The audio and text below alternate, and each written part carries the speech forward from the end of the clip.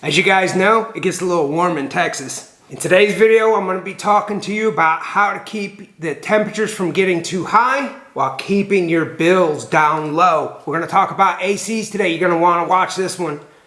Hey guys, this is Danny with Selling Texas Team. You know, I've got over 30 years in the housing industry, grew up in a contracting company, ran that business for many years, have had my real estate license for over 22 years, so I know a little bit about houses and definitely want to be able to share that information with you, not only so that we can help you with your buying and selling of real estate, but also continue to serve you as lifelong clients, helping you with your home from here on out. Let's get to the point. ACs, a lot of people don't really understand how ACs work, so I want to kind of go over that as the foundation and then be able to explain how you can use that to your benefits. Again, we want to keep your house nice and cool and keep your bills nice and low. What happens with an AC is that it actually doesn't blow cold air into your house, it pulls hot air out of your house. So what ends up happening is the temperature that comes into the system then is taken outside to that outside unit and that heat is let go.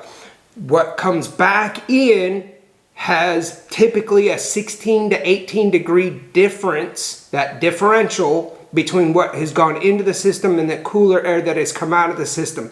What that means for you is that the whole house, right, that airflow through the whole house is going to come through that system, pulling that hot air out of the house and slowly cooling that down. So you don't need to turn the thermostat cooler, cooler, cooler, thinking it's gonna make the house cooler faster. It's not, it's all about consistency. With the consistency, there's some things to think about. You don't want to close a vent in a bedroom that doesn't get used very often and shut the door thinking that, hey, I'm just gonna cool the rooms I'm using. That temperature is going to warm up the framing, the walls, the air is gonna come out from underneath the doors. That is going to affect the overall temperature of the air in your house. We want that air flowing throughout the whole entire house, leaving that system to run as efficiently as possible, keeping that temperature as consistent as possible. Another thing people do is they will turn their ACs way up when they leave the house.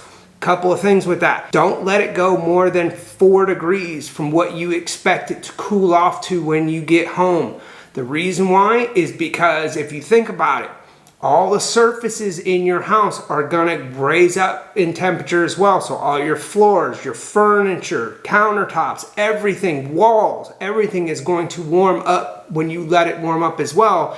And again, when you have that differential, we're pulling that hot air out of the house, all the floors, all the walls, everything then is going to let heat come off of it and that into the air, and we've got to remove that. So while it is a good idea to go ahead and raise the temperature up when you know you're going to be gone for work or whatever reason, don't have it be more than 4 degrees different from what you want when you get back into the house.